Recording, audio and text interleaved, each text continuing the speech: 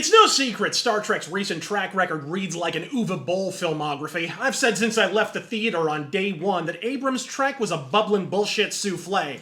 And even cantankerous as I am, believe it or not, I'm generally not the type to loudly bash a film I only just fucking saw. I'm the type who generally lets the dust settle, digests, and finally divulges my profanity-peppered observations. But Abrams' Trek was so obviously vacuous and odious in equal measure, its awfulness was apparent right from word go. Which I wish I could say the same about the movie-going public at large, but hey, they love that shit Blade Runner sequel too. The public is more than an ass. They're the entire balls, butthole, taint region made fucking flesh, and I'd frankly be more concerned if I regularly agreed with them. Needless to say, my subsequent viewings have been far from kind to the film, and its trifling fucking sequels did little to improve on that long overdue correction of public opinion. But as bad as it was watching Benedict Cumberbatch standing in for Ricardo Montalban and his rubber fucking moobs, it was Trek's long anticipated return to television that aimed squarely at our fanboy fun bags and swung for the fucking fences. Star Trek Discovery has more gender identities than viewers, and Picard?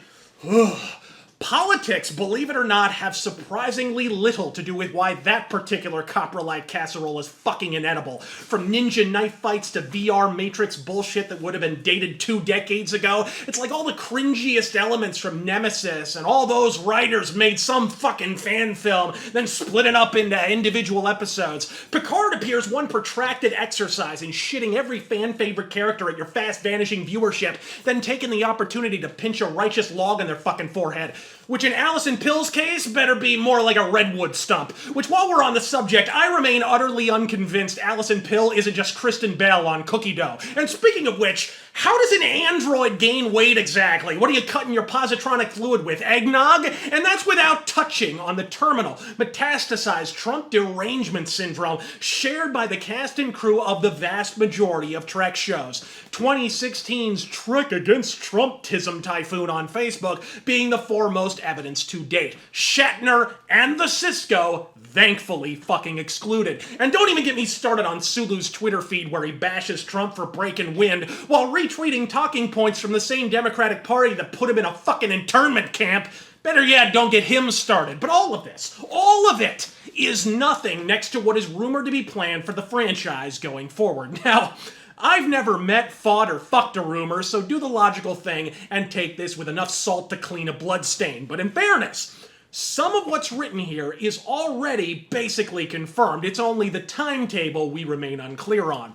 From the fortune tellers at 4chan, it's alleged the already announced Captain Pike and Starfleet Academy series will be announced at Comic-Con, an event that frankly at this point has fewer comics than Trevor Noah's writing staff. Yet oddly, it's the part that isn't confirmed that sounds the most plausible somehow.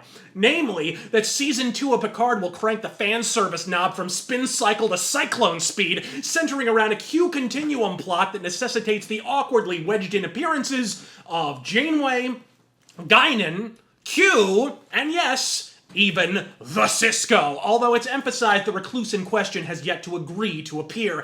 And it's that last point that worries me like a paraplegic skydiving instructor, because apparently the plot device of the Prophets leaves open the possibility that while the world will have aged, Ben Sisko may have not, meaning Sirach Lofton, Jake Sisko himself, could in fact shoulder his father's fucking role. And to that I say but fucking blasphemy. Look, I love Sirach Lofton, underrated actor, and I wish he was in far more shit. But let Jake be Jake, and if Avery Brooks won't sign on to be Sisko, fuck it, say he's still getting non-linear handies in that space sphincter and find some other fan favorite to ruin. Hey, what's Neelix up to?